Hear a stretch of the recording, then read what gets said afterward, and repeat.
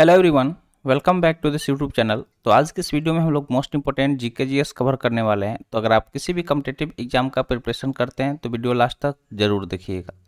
तो चलिए वीडियो शुरू करते हैं। जल्दी से लाइक कर दीजिए और चैनल पे नए हैं तो जल्दी से चैनल को सब्सक्राइब कर लीजिए।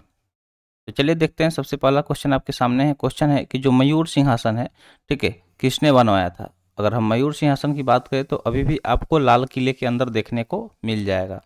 तो उसी मयूर सिंहासन के बारे में पूछा जा रहा है कि उससे किसने बनवाया था। तो इसका सही जवाब क्या हो जाएगा? शाहजहां ने। ठीक है, शाहजहां ने मयूर सिंहासन को बनवाया था।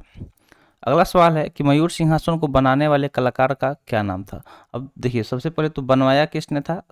शाहजहां ने। लेकिन जो कलाकार उसे बनाया था उसका नाम पूछा जा रहा है कि उसका नाम क्या था। ठीक है, कि मयूर सिंहासन को बनाने वाले कलाकार का क्या नाम था। तो इसका सही जवाब क्या हो जाएगा? बादल खान। ठीक है, बादल खान नाम था उस कलाकार का जिसने मयूर सिंहासन को बनाया था। आगे बात करते हैं कि शाहजहां के बचपन का नाम क्या था। अभी अभी हमने शाहजहां के बारे में पढ़ा। तो शाहजहां के बचपन का नाम पूछा जा रहा है कि जो शाहजहां थे उनके बचपन का नाम, ठीक है, चाइल्डहुड नेम के बारे में पूछा जा रहा है। तो खुर्रम था। क्या नाम था? खुर्रम। तो जब भी आपसे सवाल पूछा जाएगा कि शाहजहां की बचपन का नाम क्या था तो आपको याद रखना है कि खुर्रम था। ठीक है। अगला सवाल है शाहजहां की बेगम का क्या नाम था। ठीक है, शाहजहां की जो बेगम थी उनका क्या नाम था। तो आपको पता होगा जो ताजमहल है, ठीक है, तो शाहजहां ने ताजमहल बनवाया था। किसके याद में बनवाया था? तो अपनी बेगम के याद में बनवाया था, मुमताज़ के। ठीक है, तो मुमताज़ के, इसलिए उसका नाम ताजमहल पड़ा। ठीक है, क्या पड़ा? ताजमहल पड़ा। तो इसका सही जवाब क्या हो जाएगा? मुमताज़ हो जाएगा कि शाहजहां की बेगम का नाम क्या था? मुमताज़ था। और आपको ताजमहल भी पता चल गया होगा। तो चलिए बात करते हैं। एक छोटा सा सवाल आपसे पूछ लेते हैं कि ताजमहल जो है, आपको तो पता है कि आगरा में है, लेकिन वो कौन से स्टेट में है, ठीक है, कौन से राज्य में है, ये बताइएगा कमेंट सेक्शन में।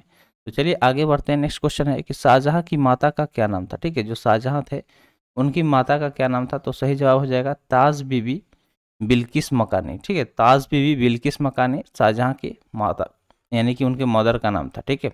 अगला सवाल यहाँ पे दिया गया कि मुमताज महल के नाम से मशहूर होने से पहले शाहजहां की बेगम को किस नाम से पुकारा जाता था। तो जो शाहजहां की बेगम थी, ठीक है, शाहजहां की बेगम जिनका नाम यहाँ पे क्या, मुमताज महल, ठीक है, तो उनका नाम मुमताज महल था। तो उसके पहले उन्हें किस नाम से पुकारा जाता था। तो इसका सही जवाब क्या हो जाएगा? अर्जुन मंद बानो। ठीक है, अर्जुमंद बानो के नाम से जाना जाता था। अर्जुमंद बानो, अर्जुमंद बानो के नाम से मुमताज महल को पहले पुकारा जाता था, लेकिन बाद में वो मुमताज महल के नाम से मशहूर हो गई। कौन? तो शाहजहां की बेगम।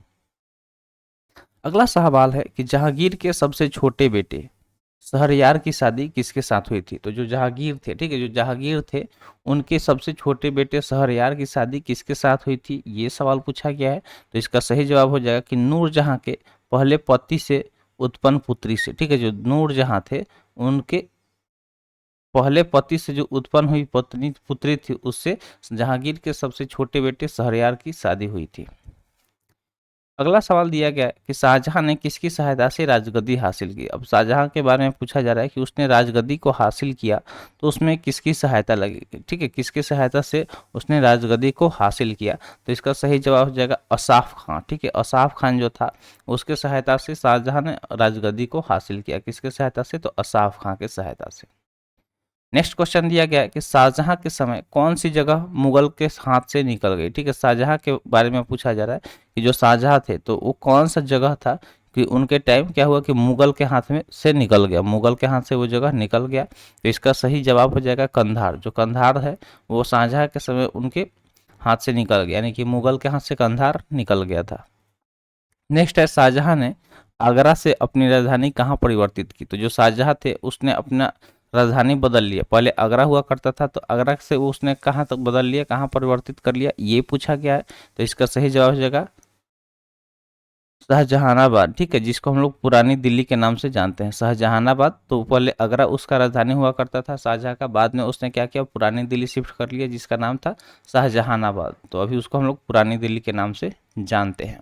नेक्स्ट क्वेश्चन है लाल किला और किला ए मुबारक का निर्माण किसने करवाया। क्या सवाल है कि लाल किला और किला ए मुबारक का निर्माण किसने करवाया। तो लाल किला की बात कर ले चाहे किला ए मुबारक की बात कर ले, इसको भी शाहजहां ने बनवाया था। और लाल किला के अंदर रखा हुआ मयूर सिंहासन भी शाहजहां ने बनवाया था। ताजमहल किसने बनवाया था? शाहजहां ने बनवाया था। तो शाहजहां बहुत सारा कंस्ट्रक्शन का काम करवाया था, नो डाउट। नेक्स्ट है कि शाहजहां ने अपनी बेगम मुमताज महल का मकबरा कहाँ बनवाया। तो मुमताज महल का जो मकबरा बना वही ताजमहल है, जिसको देखने के लिए लोग दुनिया भर से आते हैं। तो वो कहाँ बनवाया, आगरा में बनवाया। अगला है मुमताज महल के मकबरे को किस नाम से जानते हैं। तो देखिए वही सवाल यहाँ पे है कि मुमताज महल के मकबरे को किस नाम से जानते हैं। तो उस मकबरा का नाम रखा गया ताजमहल। क्या रखा गया, ताजमहल, जो कि सफेद संगमरमर से बना हुआ है। ठीक है, और बहुत ही मतलब अभी तो धीरे धीरे वो डल पड़ गया उसका जो लाइट है, just because of acid rain, वरना पहले वो और भी खूबसूरत हुआ करता था। तो जो भी गए हैं एक बार कमेंट सेक्शन में यस लिखेंगे, और जो अभी तक नहीं देखे हैं ताजमहल सामने से वो नो लिखेंगे। ठीक है, अगला है ताजमहल के निर्माण में कितना समय लगा। अब सवाल ये है कि ताजमहल के निर्माण में समय कितना लगा। तो इसका सही जवाब हो जाएगा 20 साल। ठीक है, 20 साल लगा ताजमहल को बनाने में। ताजमहल का निर्माण कार्य कब शुरू किया गया था। 20 साल लगा, ठीक है, लेकिन उसका शुरुआत कब किया गया था, यानी कि कब उसमें काम होना शुरू किया गया था। तो सही जवाब हो जाएगा 1632 ईस्वी में। ठीक है, 1632 ईस्वी में उसमें काम शुरू हो गया था। कब हुआ था, 1632 ईस्वी में। ताजमहल के वास्तुविद कौन थे। अब यहाँ पे सवाल पूछा जा रहा है कि इतना सुंदर ताजमहल है तो आखिर उसके कोई ना कोई वास्तुविद रहे होंगे। तो आखिर उसके वास्तुविद कौन थे। ठीक है, उस ताजमहल को बनाने के वास्तुविद कौन थे, चलिए जानते हैं उनके बारे में कि वो वास्तुविद कौन थे जिन्होंने ताजमहल को बनवाया। तो ताजमहल की अगर हम बात करें तो उसके वास्तुविद कौन थे। तो उसका वास्तुविद थे उस्ताद ईसा खां और उस्ताद अहमद लाहौरी। ठीक है, उस्ताद ईसा खां और उस्ताद अहमद लाहौरी, जिन्होंने जो कि ताजमहल के वास्तुविद थे। अगला सवाल यहाँ पे पूछा गया कि ताजमहल को बनाने में इस्तेमाल किया गया संगमरमर कहाँ से लाया गया था। तो जो ताजमहल है उसको सफ़ेद संगमरमर से बनाया गया है। ठीक है, ताजमहल को किस संगमरमर से बनाया गया, तो सफ़ेद संगमरमर से बनाया गया। लेकिन सवाल यहाँ पे इसको थोड़ा सा घुमा के पूछा गया कि आखिर ये जो संगमरमर सफ़ेद संगमरमर है उसको लाया कहाँ से गया। तो इसको राजस्थान में एक मकराना जगह है वहाँ से लाया गया। कहाँ से लाया गया, तो राजस्थान के मकराना से इस संगमरमर को लाया गया। आगरा की मोती मस्जिद किसने बनवाया। अगला सवाल क्या पूछा गया कि जो आगरा में स्थित एक मोती मस्जिद है। ठीक है, अभी आपको बताया हमने कि नो डाउट कि शाहजहां ने क्या किया था, बहुत सारे कंस्ट्रक्शन करवाया था। तो यही पूछा गया कि आगरा का मोती मस्जिद भी किसने बनवाया। तो शाहजहां ने ही बनवाया। ठीक है, अगला सवाल दिया गया कि शाहजहां के समय आने वाले फ्रांसीसी का नाम क्या था। तो शाहजहां के मतलब कार्यकाल के टाइम में एक फ्रांसीसी आया था, उस फ्रांसीसी का नाम पूछा गया कि क्या है। तो फ्रांसीसी बर्नियर और टवर्नियर। ठीक है, नाम थोड़ा सा अजीब है, फ्रांसीसी बर्नियर और टवर्नियर। तो याद रखिएगा दोनों नाम थोड़ा सा कॉमन है तो पता चल जाएगा। अगला है शाहजहां के दरबार में संस्कृत के कौन से पंडित मौजूद थे। सवाल क्या है कि शाहजहां के दरबार के बारे में पूछा जा रहा है कि उनके दरबार में संस्कृत के एक पंडित भी मौजूद थे। तो उन पंडित कौन थे, ये सवाल पूछा गया है। तो सही जवाब हो जाएगा कविंद्र आचार्य, सरस्वती और जगन्नाथ पंडित। ठीक है, कविंद्र आचार्य, सरस्वती और जगन्नाथ पंडित, जो कि शाहजहां के दरबार में संस्कृत के पंडित मौजूद थे। नेक्स्ट है कवि जगन्नाथ पंडित ने किसकी रचना की थी।